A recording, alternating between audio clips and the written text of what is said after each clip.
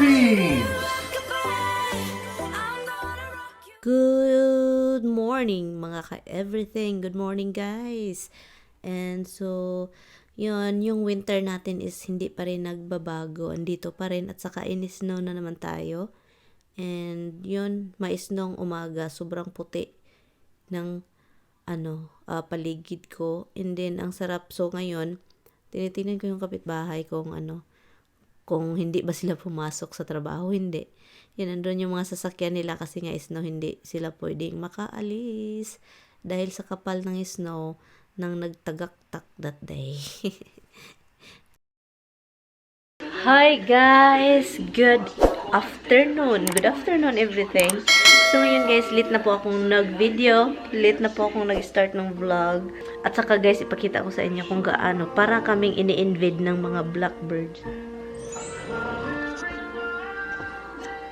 Diba? Ang daming ibon, guys. Look. Look, mga gutom yung ibon, guys. Ang gagawin ko lang, guys, ipakita ko lang sa inyo. Tika muna itong TV. Ang lakas-lakas.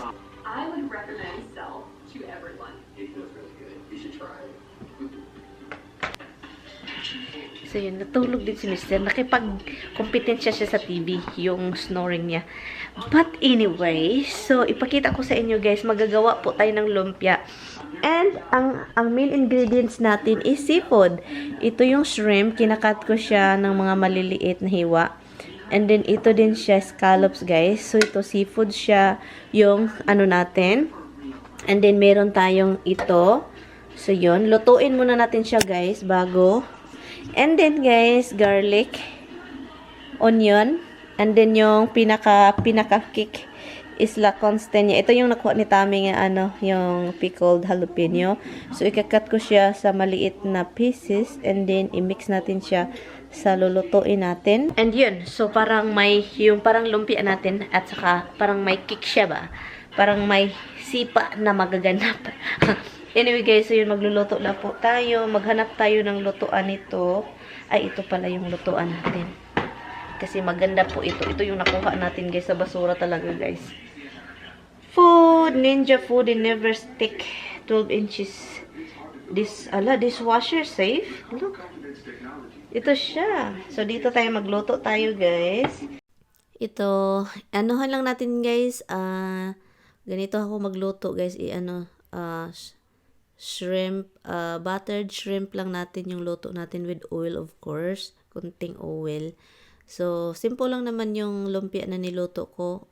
Garlic at saka onion. And then, yun, simple lang. And hinihintay ko lang yung maluto yung onion at saka garlic. And then, doon na natin ilagay yung shrimp.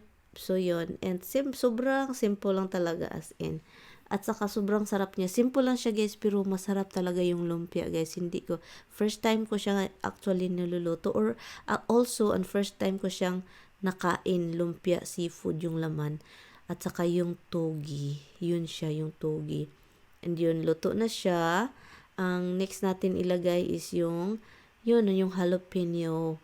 Sana naparami yung nilagay ko guys. Alam nyo, kahit kunti lang. Dahil kunti lang yung nalagay ko, wala siyang kick.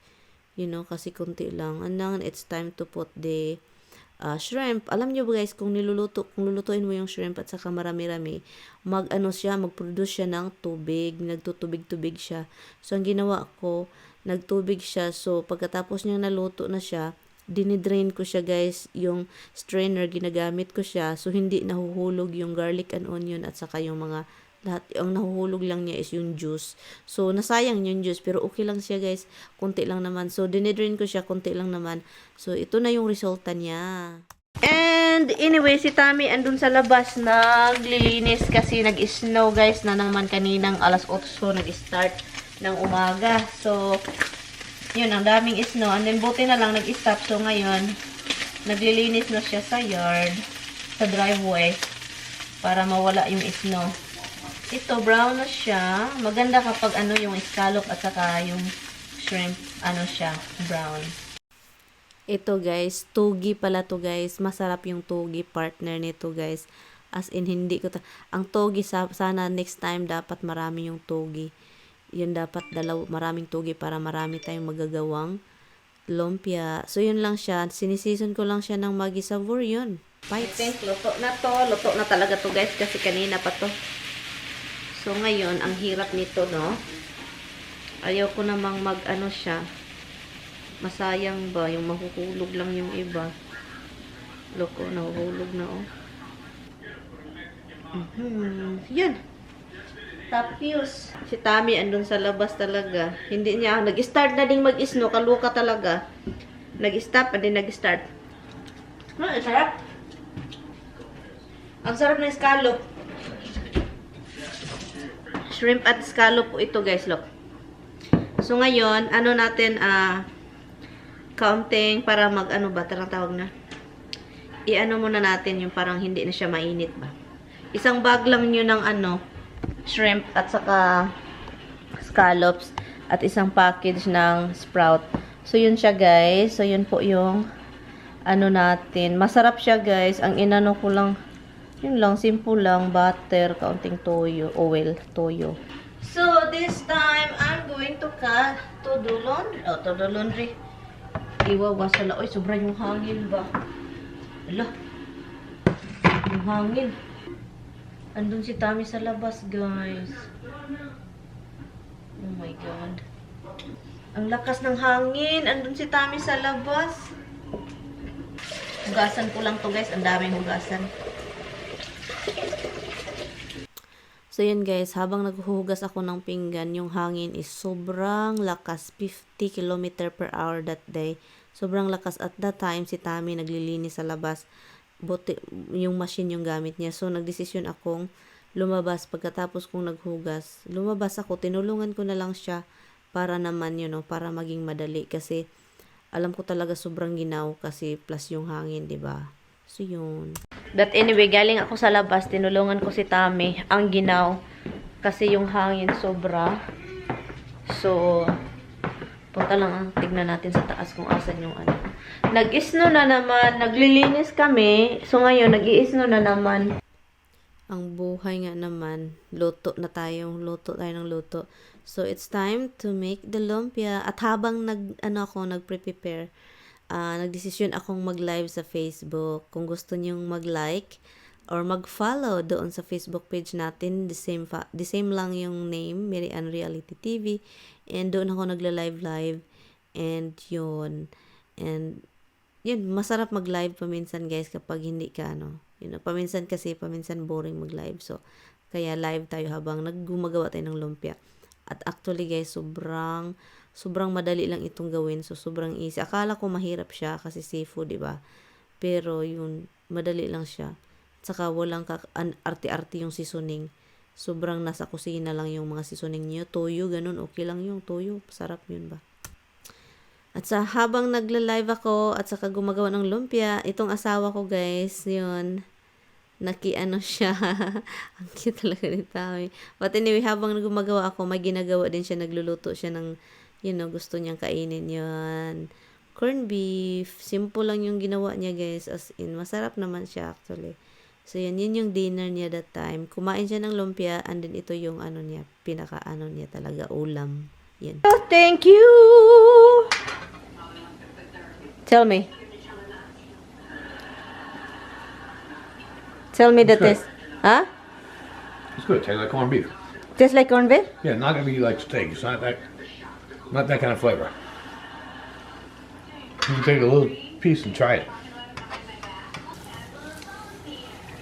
Me, I like corned beef as well.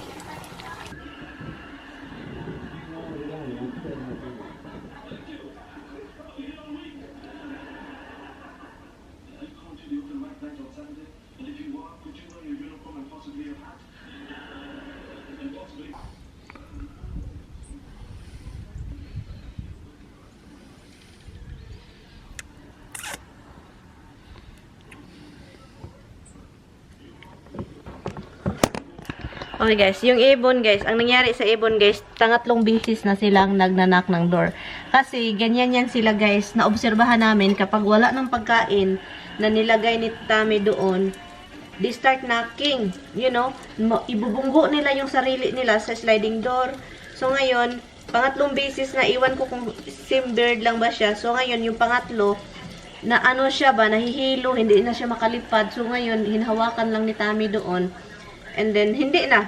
Ayaw nang lumipad, pero hindi naman siya nagwawala. Hindi siya nagwala. So, I think ipasok niya yun dito yung ibon. I think ipasok niya yun dito. So yun guys. Ay, nakakaloka. Ilang ibon na yung namamatay dahil sa nagnanak, dahil gusto nila ng pagkain. Kasi alam talaga nila, iwan ko guys, yung ibon guys, sobrang smart. Alam nila na kami yung, nakikita niya sa Tami doon, So, kaya, every time na wala ng pagkain, gumaganon yan sila sa mga, magnanak hanggang paminsan na sobrahan yung nak nila. Yung giliig na gano'n na mamatay talaga yung iba guys, nakakaawa. Kasi iwan ko kung bakit ganyan sila, hindi na lang maghintay. Mamamatay pa yung iba bago magkain yung iba. Parang, ay nako, iwan ko na lang. Naawa ko guys, yun si Tami, yung nakita niya yung isa, sabi ko yun, hindi na makalipad. Pinakain na naman niya yun doon, may mga pagkain na naman, and then, yung paminsan ba, maano mo ba yung ibon ba, lalo na yung ibon doon sa isang bahay guys, na ang dami din. Nag-alala si Tami baka, alam nila sana pakainin ng bibili ng bahay. Pero, I doubt.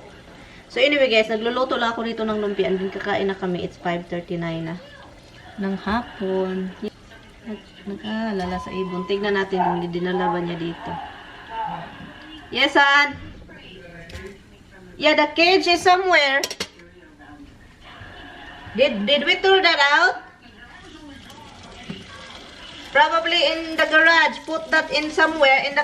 There is a towel over there. Put that bird in the towel and look for it in the garage. Anyway guys, so ito na yung lumpiang seafood natin guys. Ito yung first time kong ginawang seafood. So itry natin guys ha, mamaya. Pakita ko sa inyo kung masarap ba siya sa lumpia. Yeah, but he or she. Probably he is a she. Yun guys. So yun, masarap siya. And then yung sokang Let's eat na love! Guys, ang sarap ng lumpia. Ang sarap ng lumpia. Spicyhan. I thought you put jalapenos in it. It doesn't affect. Can't taste them? Yeah, I only put a little. Oh, well, that's why. Next time I have to. Supposed to do a lot. Next time I have to put a lot of jalapeno. It's really, really good. I mean, I like it, guys. Seafood, guys, this is my first time. Sarap eh. Gawin nyo to, guys.